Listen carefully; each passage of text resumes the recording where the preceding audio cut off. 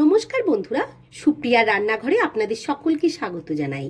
আজ 22শে শ্রাবণ, বিশ্বকবি রবীন্দ্রনাথ ঠাকুরের প্রণয় দিবস। আজকের দিনে তিনি কিন্তু আমাদের ছেড়ে পরলোক গমন করেছিলেন। তারই একটি পরিচিত ব্রেকফাস্ট রেসিপি, যেটি তার মা বানিয়ে তাকে খাওয়াতেন, সেটাই কিন্তু আজ আমি আপনাদের সাহায্যে শেয়ার করব। খুব সামান্যভাবে রেসিপিটা করে দেখাবো। রেসিপিটা বানানোর জন্য আমি এখানে চিড়ে নিয়েছি 2 বাটি মাপের, আর এই চিড়েটা কিন্তু খুব ফ্রেশ। চিড়েটাকে খুব ভালো করে কিন্তু আমাকে ধুয়ে নিতে হবে। আর এটি ধোয়ার সময় অবশ্যই খেয়াল রাখবেন, বেশিক্ষণ জলে কিন্তু ভিজিয়ে রাখবে না, তাহলে কিন্তু একদম নরম হয়ে যাবে। চিড়েটাকে প্রথমে খুব ভালো করে ধুয়ে নেওয়ার পর ঠিক এইরকম ঝরঝরে করে একটা ঝাঁঝরির সাহায্যে কিন্তু আমি ছেঁকে রেখেছিলাম, যাতে সমস্ত জলগুলো ঝরে যায়। আর এই উপকরণ যা দেবো এই চিড়ের মধ্যে, সেটা আগে দেখি। খুব সামান্য উপকরণ। এখানে নিয়েছি কালো জিরে, 1/2 টেবিল চামচ মতন কালো জিরে ফোড়নের জন্য, কারি পাতা, আর নিয়েছি কোচানো 2টো মাঝারি মাপের পেঁয়াজ, 2-4টে কাঁচা লঙ্কা কুচি, আর নিয়েছি চিড়ে বাদাম ভাজা।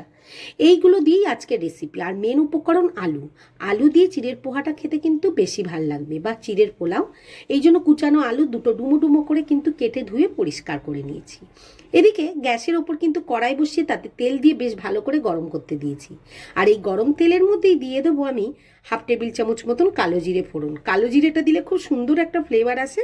আর এর মধ্যে দিয়ে দেবো কোচানো পেঁয়াজ আর কালো জিরেটা দেওয়ার পরেই এর মধ্যে দিয়ে দেবো কুচানো কাঁচা লঙ্কা। ঝালটা অবশ্যই আপনারা পরিমাণ মতন দেবেন।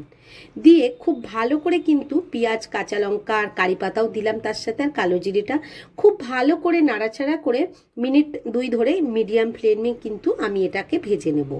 আর যখন একটু খুব ভালো করে ভাজা হয়ে যাবে, তারপরে কিন্তু যে কুচানো আলুগুলো রেখে দিয়েছি সেই আলুগুলো দেবো। আর এটি খেয়াল রাখবেন, গ্যাসের ফ্লেমটা একদম মিডিয়ামে রেখেই কিন্তু করবেন। তাতে করে কি হবে, আলুটাও কিন্তু খুব সুন্দরভাবে সেদ্ধ হয়ে যাবে। আর ভাজার সময় পারলে একটু ঢেকে রাখবেন, তাতে করে কি পেঁয়াজ যাতে পুড়ে না যায় আর আলুটাও ভাজা হয়ে যায়, সেই জন্য। ঠিক মিডিয়াম ফ্লেমেই কিন্তু আমি আলুগুলোকে খুব ভালো করে ভেজে নিয়েছি। আর 80% কিন্তু আমার সেদ্ধ হয়েছে। এর মধ্যে নুন, হলুদ, জিরের গুঁড়ো, ধনের গুঁড়ো দিয়ে দিচ্ছি। দেওয়ার আগেই আমি কিন্তু আর একটা জিনিস করব। এই সমস্ত পোহার যে মেন উপকরণগুলো ভাজা হয়ে গেছে, এটাকে সাইড করে নিচ্ছি।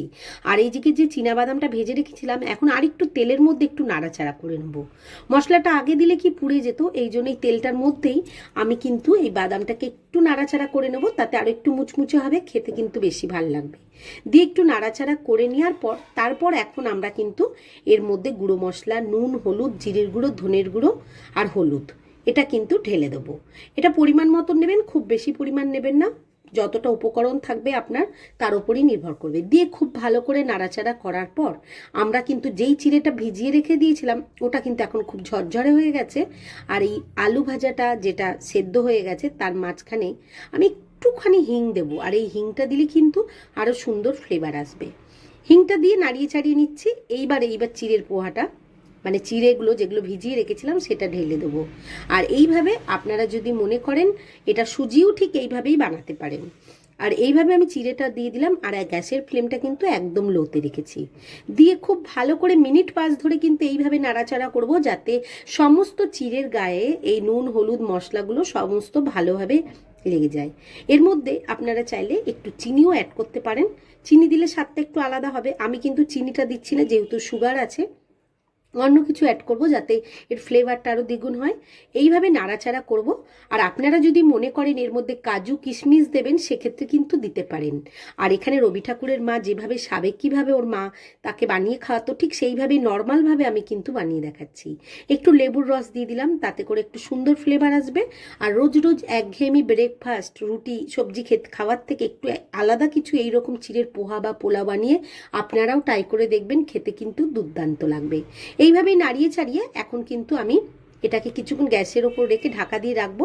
তারপরেই কিন্তু আমি এটা নাবিয়ে গরম গরম পরিবেশন করব। আপনারা চাইলে পরিবেশনের সময় সেও কিন্তু ওপর দিয়ে সার্ভ করে দিতে পারেন। আর বাচ্চাদের ক্ষেত্রে এর ওপর কিন্তু আরও অনেক কিছু মিশিয়ে দিতে পারেন, বাচ্চারা আনন্দ সহকারে টিফিনে খেয়ে নেবে। আমি একটা প্লেটে নাবিয়ে নিয়েছি, কিন্তু আমি এমনিই খেয়ে নেবো। কিন্তু আমার ঘরের বাচ্চারা কিন্তু এমনি খেতে চায় না। ওর মধ্যে একটু সস টস দিয়ে ভালো করে বেশ মাখিয়ে দিলে তখন তারা আরামসে এই ব্রেকফাস্টটা কিন্তু খেয়ে নেয়। তার জন্য আমি কিন্তু এই প্লেটটার ওপরে একটু সস দিয়ে দিচ্ছি। আর এইভাবেই তৈরি হয়ে গেল আজকের ব্রেকফাস্ট, চিড়ের পোহা বা পোলাও। রবি ঠাকুরের পছন্দের একটি রেসিপি। আর আপনাদের কেমন লাগলো অবশ্যই কিন্তু কমেন্ট সেকশানে কমেন্ট করে জানাবেন, আর কোথা থেকে দেখছেন সেটাও কিন্তু জানাবেন। আজ এই পর্যন্তই, ভালো।